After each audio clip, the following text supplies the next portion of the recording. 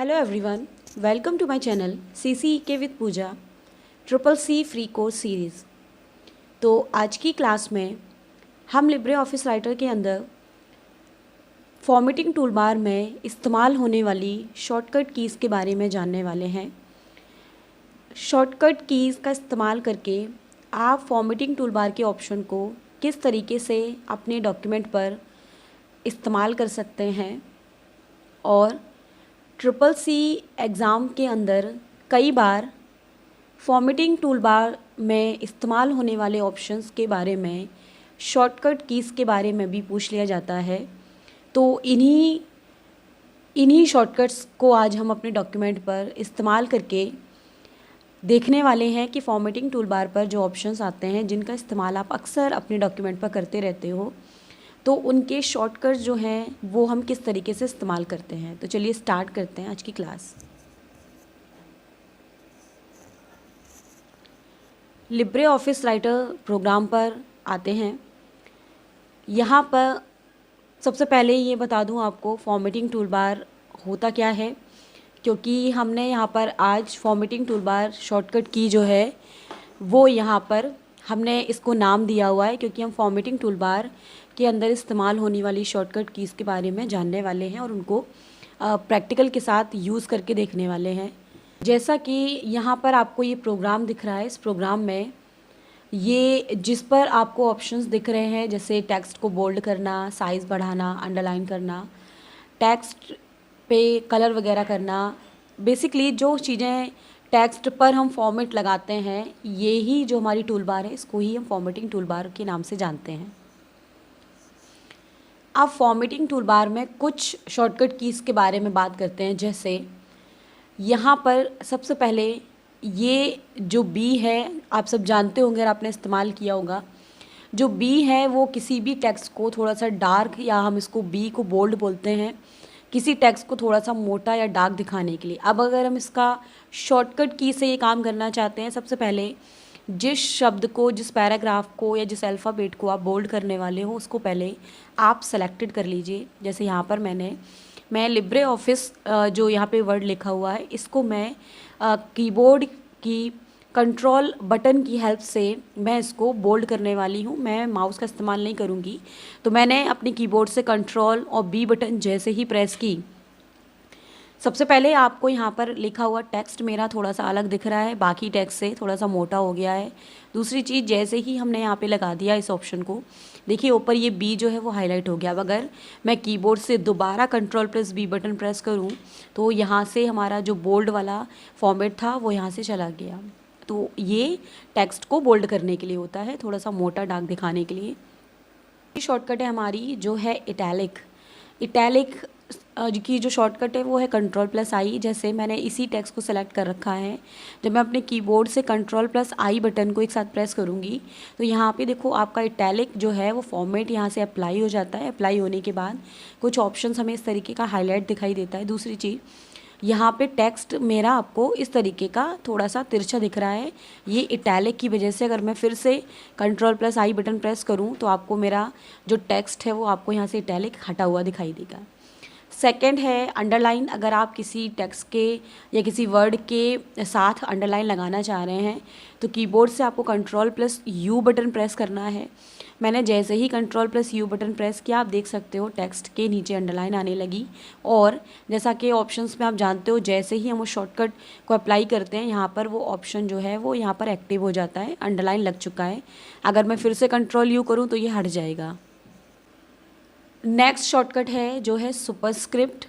Superscript जैसा अगर आप किसी टेक्स्ट में कोई फॉर्मेट दे रहे हैं, जैसे यहाँ पे सुपरस्क्रिप्ट आपको दिख रहा होगा, ये फॉर्मेट स्क्वायर वगैरह लगाने के लिए हम इस्तेमाल करते हैं।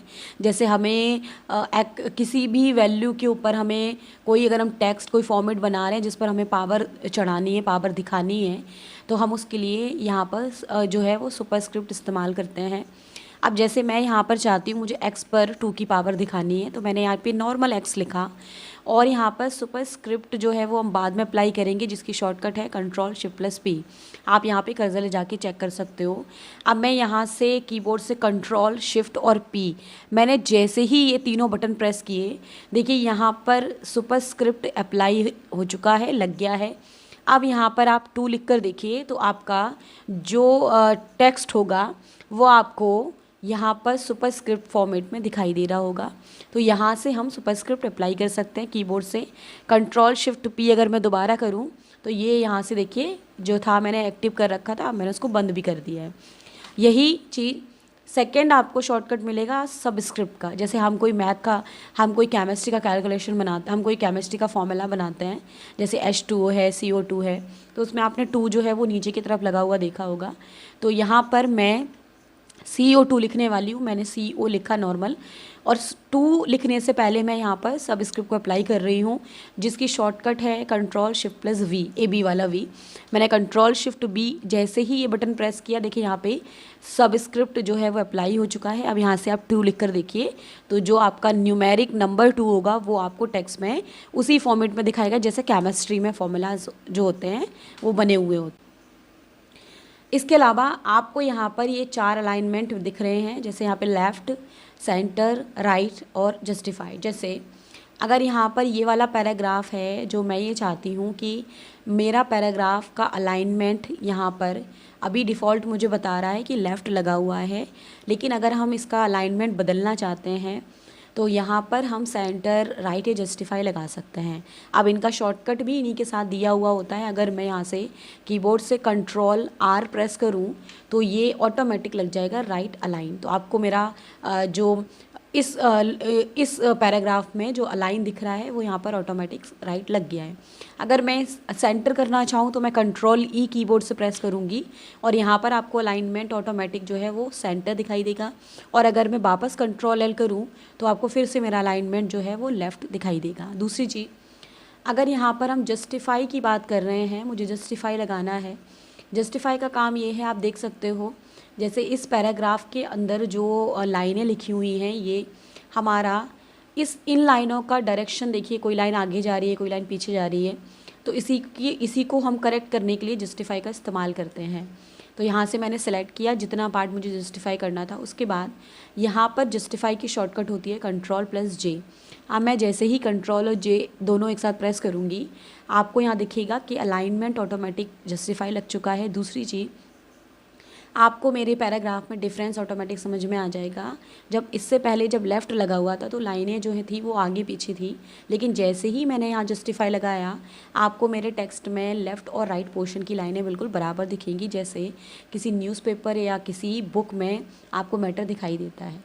तो इस तरीके से आप फॉर्मेटिंग टूल बार पर जो कुछ शॉर्टकट कीज़ दिए होते हैं, जिनका इस्तेमाल हम डॉक्यूमेंट पर अक्सर करते हैं, जैसे टेक्स्ट को बोल्ड करना, इटैलिक करना, अंडरलाइन करना, सुपरस्क्रिप्ट लगाना, सबस्क्रिप्ट लगाना, उसके अलावा अलाइनमेंट सेट करना, ये आप कर सकते हो। तो ये फॉर्मेटिंग टूल बार की कुछ बेसिक से शॉर्टकट हैं जो अक्सर हमें काम आते रहते हैं, और CCC एग्ज़ाम में ये आपको पूछे भी जाते रहते हैं कि शॉर्टकट इनका क्या है या इनका क्या काम होता है। तो इस तरीके से हमने फॉर्मेटिंग टूल बार की कुछ आसान से बेसिक से शॉर्टकट जो हैं वो हमने ट्राई किए, जिनका इस्तेमाल हम डॉक्यूमेंट पर अक्सर करते रहते हैं। तो हम माउस का इस्तेमाल ना करके हम कीबोर्ड से आसानी से ही काम कर सकते हैं।